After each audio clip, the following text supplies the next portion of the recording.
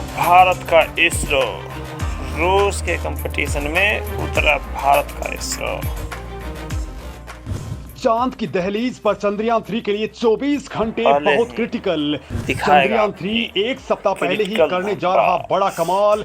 ISRO chief ने दुनिया के सामने खोल डाले असली सीक्रेट। रूस के साथ डायरेक्टली कंपटीशन में उतरा भारत का इसरो।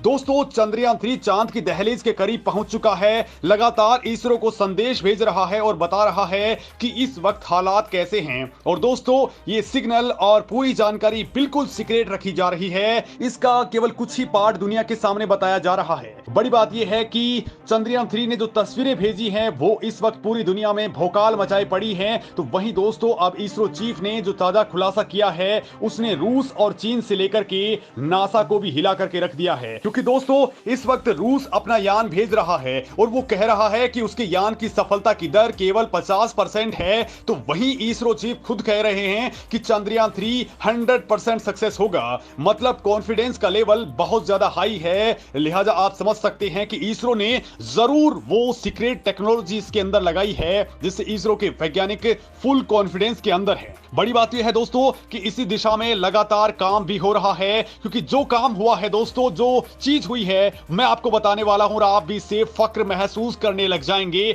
और दोस्तों, इसरो के ऐसे वैज्ञानिकों के लिए आप कमेंट करके उनकी हौसला अफजाई के लिए आप कुछ वर्ड जरूर लिखें। और दोस्तों, अब 24 घंटे यानी कि आने वाले 24 घंटे बहुत ही इंपॉर्टेंट होने वाले हैं। ये बहुत क्रिटिकल हैं क्योंकि दोस्तों, इसी दौरान इसरो कुछ ऐसा करने जा रहा है जो चंद्रयान 3 के सफर का बहुत सा टाइम और ईंधन बचा लेगा। और इसको लेकर के इसरो चीफ ने भी एक बड़ी बात कही है। क्योंकि दोस्तों, अब रूस के लूना 25 मिशन की खबर लीक होते ही इसरो चंद्रयान 3 के साथ बड़ा खेल करने जा रहा है। क्या खेल करने जा रहा है दोस्तों, ये बहुत इंपॉर्टेंट है। क्योंकि जो काम 9 अगस्त को ही होना था वो 6 अगस्त को ही इसरो पूरा कर चुका है। जो काम अब 14 और 16 अगस्त तक कंप्लीट होना था वो 24 घंटे के अंदर ही पूरा हो जाएगा। मतलब दोस्तों, इसरो के पास में एक सप्ताह से भी ज्यादा का टाइम बच चुका है और ईंधन बहुत ज्यादा बच चुका है। तो आखिर ये हो क्या रहा है? क्या भारत अब खुल करके रूस के साथ में कंपटीशन पर उतर आया है? इसरो चीफ ने अचानक क्यों कहा है कि सारे सेंसर्स और दोनों इंजन अगर फेल भी हो गए तो भी हम चंद्रयान 3 को सेफ लैंड करवा लेंगे? तो ये कॉन्फिडेंस किस टेक्नोलॉजी के तहत आ रहा है? क्या है वो सीक्रेट टेक्नोलॉजी जो अब हमारे चंद्रयान के साथ में अटैच्ड है? तो दोस्तों, सच मानिए, असली खेल शुरू हो चुका है और ये जानकर के आप भी अब फक्र महसूस करने वाले हैं।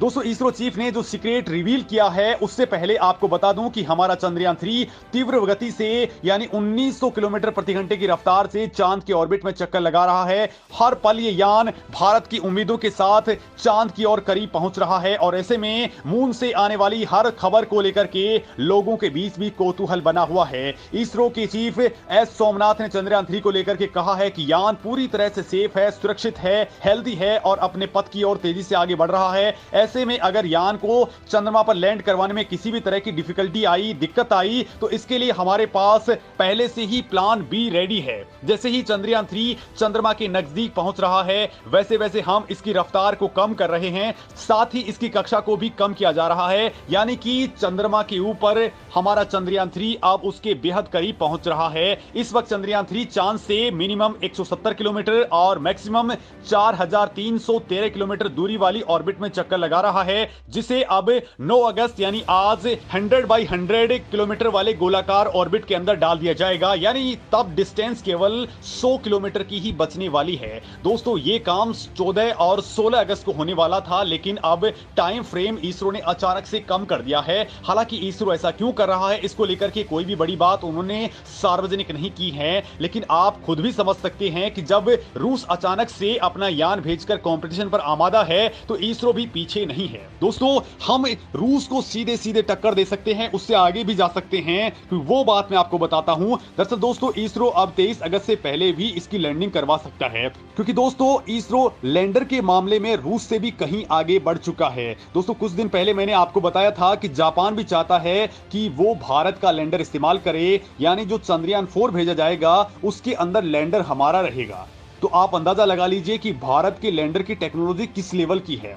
और दोस्तों रूस भी हमारी इसी टेक्नोलॉजी से डरता है, क्योंकि दोस्तों इसके अंदर जो एआई टेक्नोलॉजी लगाई गई है वो बहुत ही स्ट्रॉन्ग है, उम्दा है। आपकी जानकारी के लिए दोस्तों बता दूं कि साल 2008 में हमने अपना पहला चंद्रयान मिशन लॉन्च किया था, और दोस्तों इसके बाद में हमारे इसरो ने रूस के साथ में लैंडर को लेकर के एक डील करनी चाहिए, और ये डील आगे भी बढ़ी, यानी भारत के चंद्रयान 2 का लैंडर रूस से मिलकर के बनाया जाना था। लेकिन दोस्तों रूस ने इस काम को इतना ज्यादा लटका दिया कि जब 2015 तक भी लैंडर वो नहीं दे पाया, तो फिर मोदी सरकार ने इसरो वैज्ञानिकों को कहा कि अब अपना खुद का लैंडर आप डेवलप करिए। और बड़ी बात ये देखिए दोस्तों कि केवल 4 इयर्स के अंदर, यानी केवल 4 साल के अंदर ही इसरो के वैज्ञानिकों ने अपना लैंडर तैयार कर दिया, और वह भी इतना उम्दा कि एक तरफ जापान उसे लेने के लिए भाग रहा है, दूसरी तरफ रूस हमारे से संपर्क करने की कोशिश कर रहा था। यानी दोस्तों 2019 के अंदर ही भारत ने इसे बाकायदा लैंडिंग भी करवाने में काम ले लिया। हालांकि दोस्तों तब थोड़े से ग्लिच आ गए और चांद की सतह से केवल 2.1 किलोमीटर की हाइट पर ही कुछ गड़बड़ हो गया, और उस दौरान दोस्तों हमारे यान आंशिक तौर पर सफल रहा। लेकिन इसरो की तकनीक ने नासा से लेकर चीन और रूस को हिला करके रख दिया है।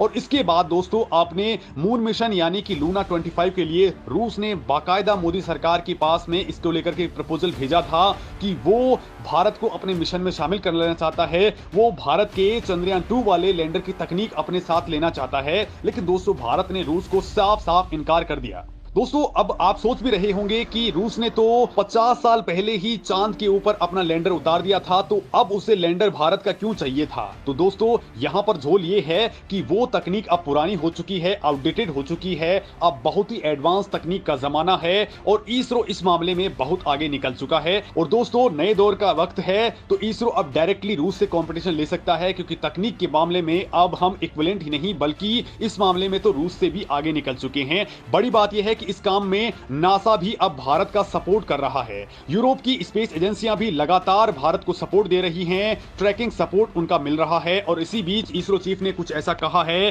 कि इससे चीन छोड़िए रूस की भी हालत खराब होने वाली है, क्योंकि दोस्तों इसरो चीफ ने कहा है कि भारत किसी भी हाल में चांद के ऊपर लैंडर को लैंड करवा करके ही मानेगा, मतलब 100%, फिर चाहे आखिरी वक्त में इसके सभी सेंसर्स और दोनों इंजन भी फेल क्यों ना हो जाएं। और दोस्तों इसको लेकर के इसरो चीफ ने एक बड़ा खुलासा भी किया है। इसरो चीफ ने दोस्तों कहा है कि लैंडर विक्रम का पूरा डिजाइन कुछ इस तरह से बनाया गया है कि कोई भी दिक्कत अगर आ जाए तो इसके दूसरे पार्ट अपने आप काम करना स्टार्ट कर देंगे। मतलब दोस्तों इसके पास में ऑप्शंस की भरमार है, और भारत ने इसको सक्सेस बेस्ड नहीं बल्कि फेल्योर बेस्ड डिजाइन के तौर पर डेवलप किया है। यानी कोई भी अगर फेल होता है तो दूसरा अपने आप एक्टिवेट हो जाता है, और दोस्तों अगर सब कुछ विफल हो जाता है, अपने सभी सेंसर्स नाकाम हो जाते हैं, कुछ भी काम नहीं करेगा, तो भी विक्रम लैंडिंग कर लेगा, क्योंकि तब इसकी मजबूत एआई वाली डिजाइन एक्टिवेट हो जाएगी, और उस वक्त propulsion मॉड्यूल जरूर काम करते रहना चाहिए। दोस्तों इसरो चीफ ने कहा है कि जब लैंडर अपने propulsion मॉड्यूल से अलग होगा तो चंद्रमा पर सुरक्षित लैंड करवाने के लिए हमें इसे वर्टिकल में लेकर के जाना होगा, और ये बहुत टफ टास्क है, क्योंकि इससे पहले चंद्रयान 2 में मिशन के दौरान इसरो अपने लैंडर को चंद्रमा की सतह पर उतारने में सफल नहीं हुआ था। दोस्तों एस सोमनाथ ने कहा है कि हॉरिजॉन्टल से वर्टिकल दिशा में ट्रांसफर करने की क्षमता ही वो चाल है जिसे हमें बिल्कुल ठीक रहना है। पिछली बार केवल यही समस्या आई थी और मिशन नाकामयाब हो गया था, लेकिन इस बार ऐसा नहीं होने वाला है। इसरो चीफ ने दोस्तों कहा है कि 100 किलोमीटर तक हमें कोई भी कठिनाई नहीं आ रही है। समस्या केवल पृथ्वी से लैंडर की स्थिति का अनुमान लगाने में है, और ये कैलकुलेशन बहुत ज्यादा महत्वपूर्ण है। और दोस्तों इसरो ने इसको लेकर के भी अपने प्लान में बदलाव कर लिया है, और इसके मुताबिक ही कक्षा में बदलाव किया जा रहा है ताकि कोई भी भटकाव इसके दौरान नहीं हो। अब इसरो का पूरा फोकस बस इस बात पर है कि ईंधन की खपत कम हो, दूरी की गणना बिल्कुल एक्यूरेसी के साथ हो, और सभी एल्गोरिदम ठीक से काम करते रहें। और अच्छी बात यह है कि चंद्रयान 3 बिल्कुल प्रॉपर और शानदार नतीजे दे रहा है।